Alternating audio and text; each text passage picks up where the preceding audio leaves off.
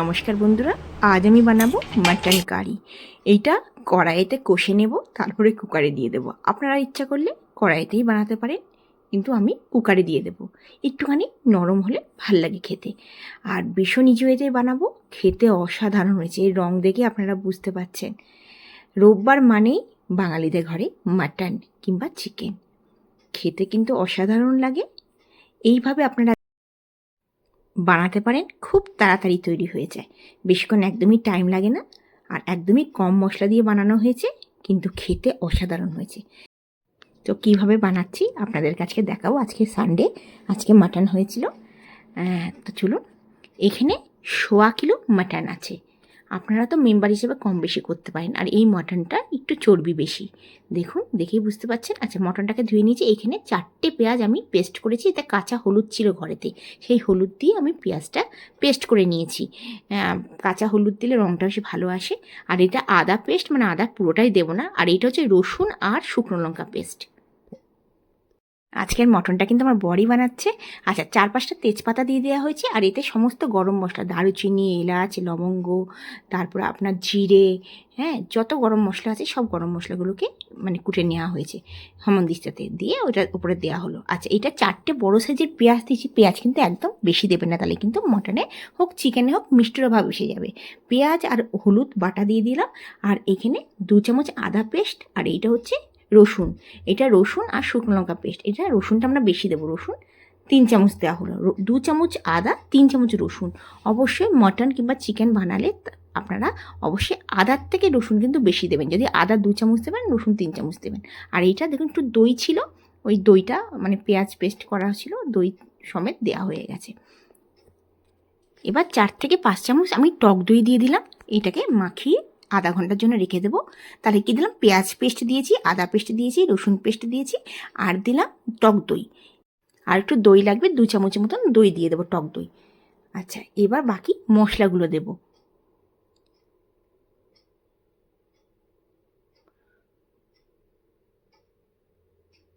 প্রথমে দেব হলুদ গুঁড়ো 1 চামচ, তারপর দেব ধনে গুঁড়ো দেব 2 চামচ। আচ্ছা, নুন দিয়ে দিলাম, হলুদ 1 চামচ, নুন 1.5 চামচ, আর দেব ধনে পাউডার দেব 2 চামচ। আমি এখানে কোনো জিরে পাউডার ইউজ করছি না। আর দেব সর্ষের তেল। সর্ষের তেল কিন্তু অনেকটা দেওয়া হলো। এবার সমস্ত মাখিয়ে রাখবো।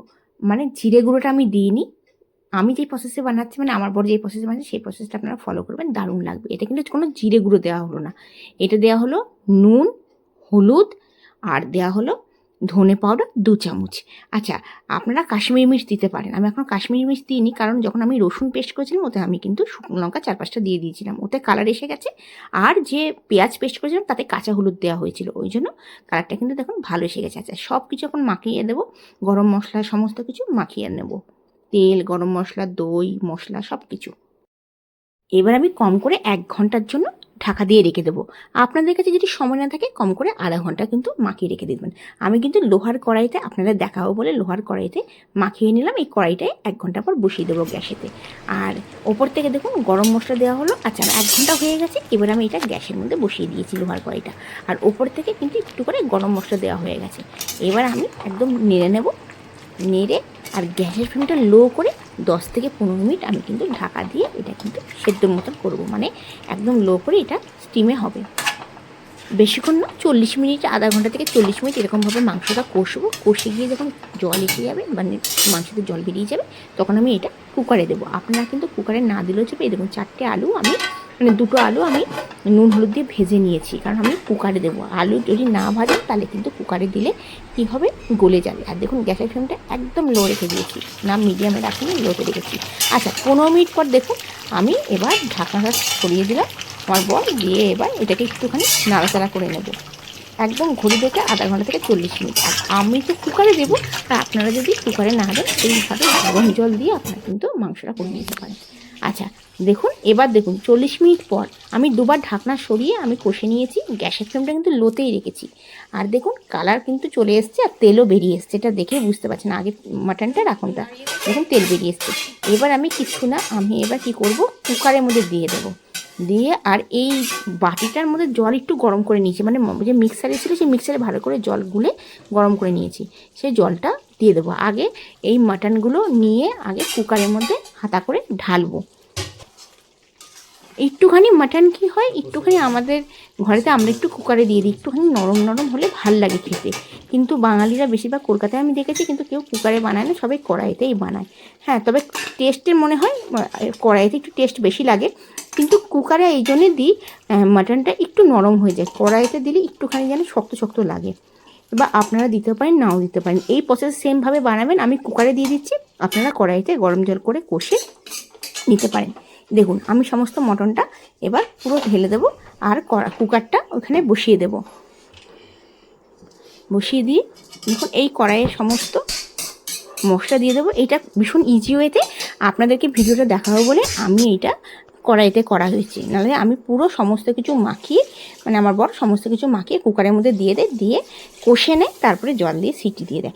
আমি 2-3টে মটনের ভিডিও দিয়েছি, কুকারে পুরো বানানোর ভিডিওটা আপনাদের দিয়েছি, দেখে নেবেন। এটা কিন্তু একটু আলাদাভাবে আমি বানিয়েছি, এটা কিন্তু কোনো জিরে গুঁড়ো ইউজ করা হয়নি। আচ্ছা এবার দেখুন কড়াইটা পুরো, এটা অবশ্যই গরম জল ইউজ করবেন, কোনো রকমের ঠান্ডা জল ইউজ করবেন না। গরম জলটা দিয়ে কড়াইয়ের মধ্যে দিয়ে দিলাম, আর জলটা একটু আপনারা বুঝে দেবেন। আর মাটন তো এই দেখুন আলু দেওয়া হয়ে গেল। মাটন তো একটুখানি ঝোল হলে ভাল লাগে, চিকেন যেমন একটু কষা ভাল লাগে রুটির সাথে, এইটা মাটন কিন্তু একটু ঝোল। আর আমরা ভাত দিয়ে খাবো, রোববার দুপুরবেলা ভাত দিয়ে খাবো। এই দেখুন এবার কি করব, গরম মশলা দেবো। গরম মশলা কিন্তু সাবুত দেওয়া হয়েছে, তাও কিন্তু হাফ চামচ একটু বেশি দিলাম গরম মশলা, এটা ঘরেতে বানানো গরম মশলা। আচ্ছা এবার ভালো করে মাখিয়ে নেব, নিয়ে এবার কুকারে ঢাকনা দিয়ে কম করে 4টে সিটি দেবো। আপনারা 2টো সিটিও দিতে পারেন, আমরা 4টে সিটি দেবো, কারণ আমার বর বললো যে 4খানা সিটি দিয়ে দিও। আচ্ছা এবার কি করব, হয়ে গেছে 4টে সিটি হয়ে গেছে, আর আধা ঘন্টা আমি রেখে দিয়েছিলাম, একদম ঠান্ডা হয়ে গেছে। এবার দেখুন এর কালারখানা দেখুন কি দারুণ হয়েছে। একটু মাংস না কালচে টাইপের হয়েছে, যেহেতু আমি লোহার কড়াইতে আমরা ভেজেছিলাম, মানে করেছিলাম, সেই জন্য একদম একটু কালচে ভাব এসছে। আর কালারখানা আপনারা দেখুন, আপনাদের সামনেই দেখানো হয়েছে, কোনো রকমের কাশ্মীরি মির্চ ইউজ করিনি, শুধুমাত্র শুকনো লঙ্কা 5-6টা, রসুনের সাথে শুকনো লঙ্কা আমরা ইউজ করেছি। আর দেখুন কি সুন্দর ঝোল হয়েছে। একটা কাচের বাটিতে এবার ঢেলে নেব মাটনটা। আপনাদের আজকে রোববারের মাটন কেমন লাগলো আমাকে অবশ্যই জানাবেন।